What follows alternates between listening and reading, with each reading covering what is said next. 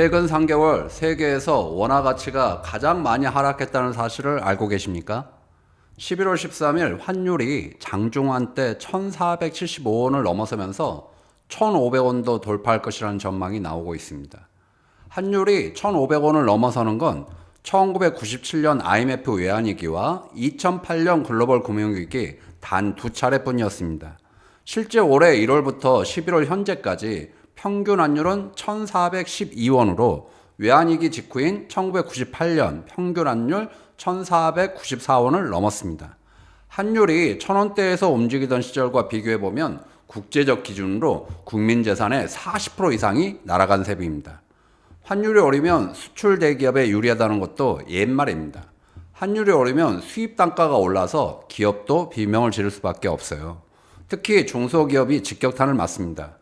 환율 1%만 올라도 중소기업은 영업이익률 0.36포인트가 감소하고 환율 10% 오르면 대기업 영업이익률도 0.29%포인트 감소합니다. 게다가 수입 단가가 높아지면 소비자 물가도 오르는데 기존에 10,000원 주고 수입하던 밀가루가 20,000원으로 오르면 어떻게 되겠어요? 줄줄이 가격 인상이 되면서 인플레이션이 발생합니다. 게다가 물가가 높아지면 금리를 내릴 수도 없고 경기가 침체되죠. 고환율, 고물가, 고금리의 상고암몽이 재현될 수 있습니다. 문제는 환율 상승이 일시적인 것이 아니라 1,500선을 넘어 1,600선을 넘어갈 수 있다는 예측도 나오고 있습니다. 도대체 환율 폭등의 원인이 무엇인지 7가지 원인을 짚어보고 앞으로 환율이 어디로 향할 건지도 살펴보겠습니다. 자, 최근 환율 폭등을 두고 유럽 재정위기와 엔화 약세, 그리고 달러 강세와 같은 외부 요인 탓을 하고 있습니다만 그런 요인이라면 전 세계 모든 통화가 영향을 받아야 되는데 유독 우리 원화만 급격히 오르고 있습니다. 외부 요인이 아니라 한국의 내부 요인이 훨씬 크다는 뜻입니다. 자, 지금부터 그 핵심 원인을 자세히 살펴보겠습니다. 첫 번째는 한미 관세 협상입니다. 11월 14일 한미 팩트시트가 발표됐죠.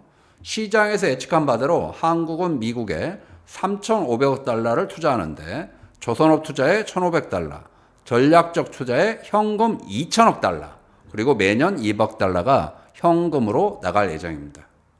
자, 이게 일본보다 조금 더 유리할지 모르지만 우리 외환 보유고를 보면 엄청난 폭탄입니다. 우리 외환 보유고가 4,280억 달러인데 통상적으로 1년에 200억 달러가 외환 보유고로 들어왔습니다. 그런데 정확하게 200억 달러를 미국에 투자하면 더 이상 외환 보유고가 늘어나지 못하죠.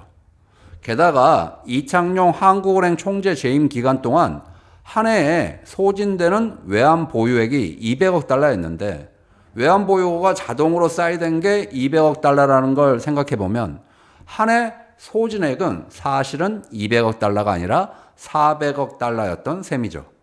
결국 400억 달러를 써서 외환시장을 간신히 막아온 것인데 미국에 매년 200억 달러씩 투자하면 한국은행의 외환시장 개입 능력이 상실될 수가 있습니다.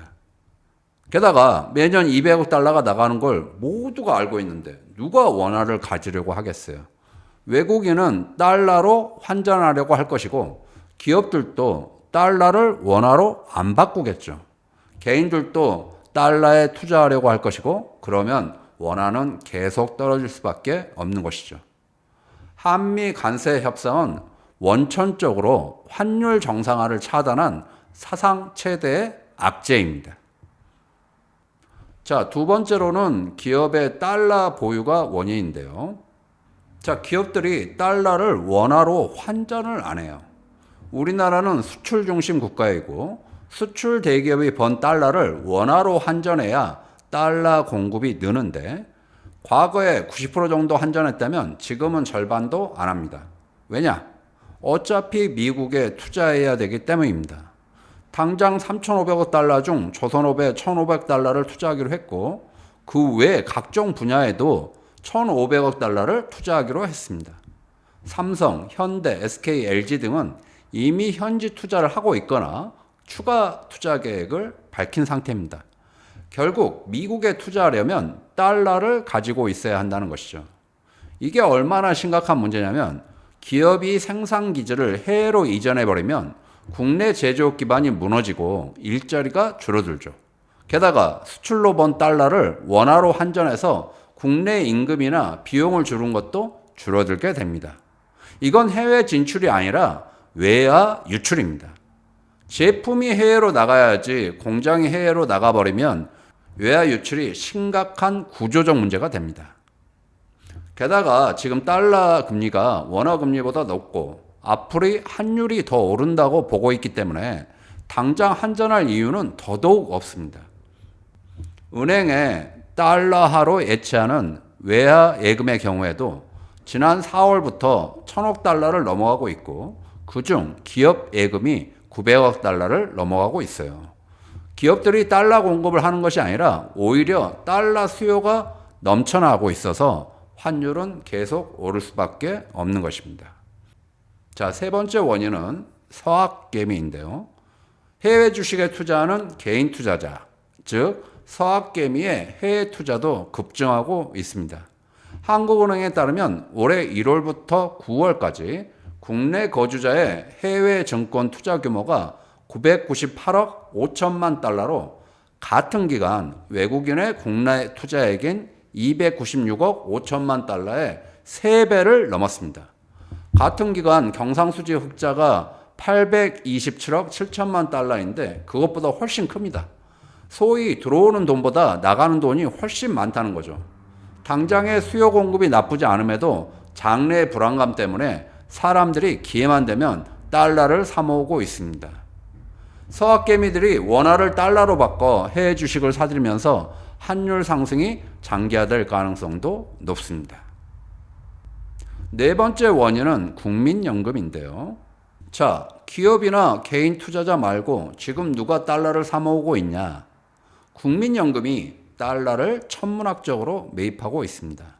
국민연금 보험료의 절반 이상은 무조건 달러 자산을 사고 있습니다.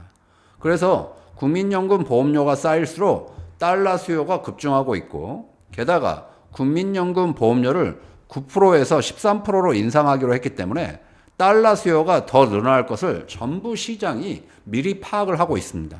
수출 대기업의 달러 공급은 없는데 국민연금의 달러 수요는 늘어나니까 환율이 올라갈 것이라는 기대가 점점 더 커질 수밖에 없는 것입니다. 게다가 국민연금이 외환시장에 개입하기도 더 어려워졌습니다. 미국 재무부가 지난 6월에 우리를 환율 관찰 대상국으로 지정했죠. 그동안 국민연금이 달러 자산에 투자할 때는 반강제적으로 한국은행하고 외환 스와프를 맺어서 서로 환율 방어를 하며 환율을 억지로 끌어내렸는데 이게 미국 재무부에 딱 걸렸단 말이죠. 환율 개입에 국민연금을 동원하지 못하면 남는 방법은 외환 보유고를 동원하는 방법밖에 없는데 문제는 한미 관세 협상으로 외환 보유고가 앞으로 줄어든다는 것이죠.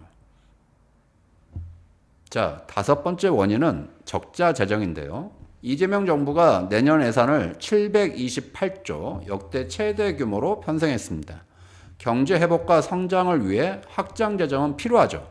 다만 윤석열 정부의 부자 감세로 세수 기반이 무너진 탓에 세수 부족에 따른 재정 적자가 지금 불가피한 상황입니다. 부자 감세를 철회해가지고 세수 기반을 확충해야 합니다만 당장 증세를 못하니까 국채 발행을 늘리기로 했어요. 그에 따라 2026년 국고채 발행 규모는 232조로 2025년 196조 6천억에서 34조 4천억이 늘어납니다. 근데 재정 적자 때문에 어떤 현상이 일어나느냐? 국채 발행 물량이 많아지면 국채 공급이 늘어나고 국채 가격이 내려가면서 국채 금리가 상승하게 됩니다.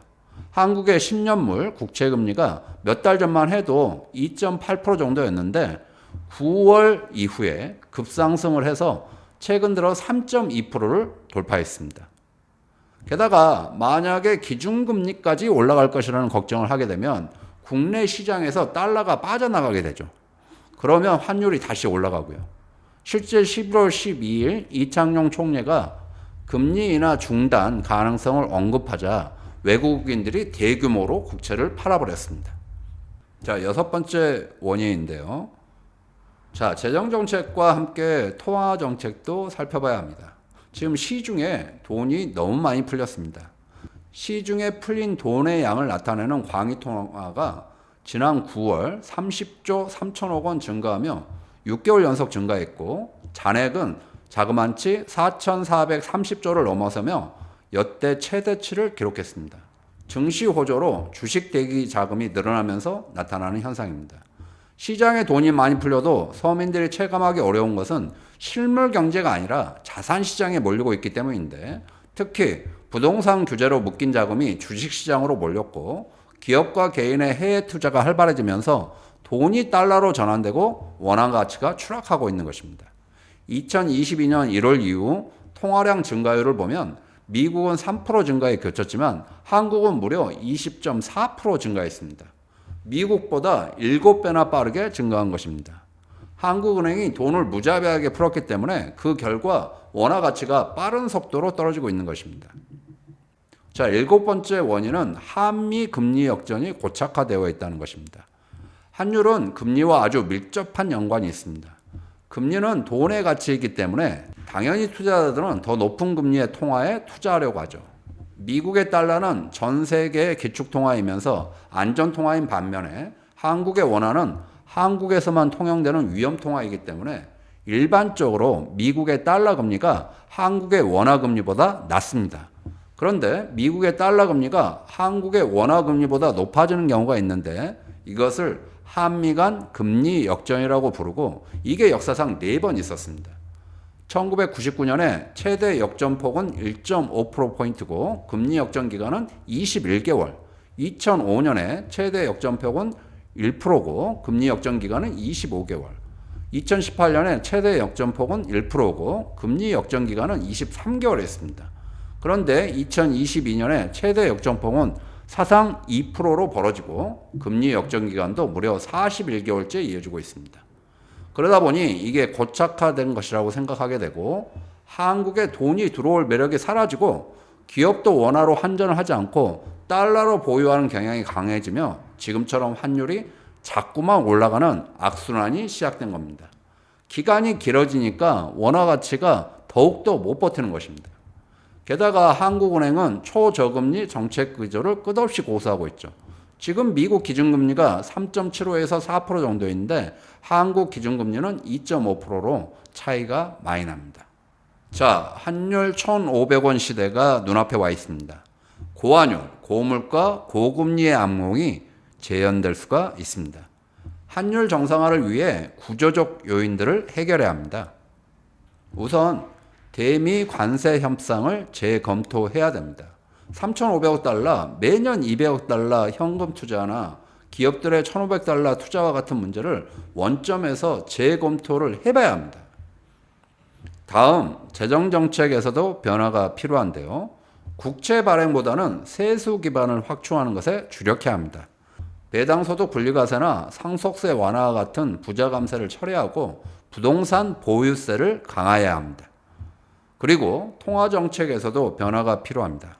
한미 금리 경차와 유동성 해소를 위한 대책을 내놔야 합니다. 시장의 불안한 심리를 잠재울 수 있는 대책을 내놔야 할 것입니다. 그리고 당장 무엇보다도 정부와 당국이 물가와 민생 악화에도 선제적으로 대응을 해야 될 것입니다. 감사합니다.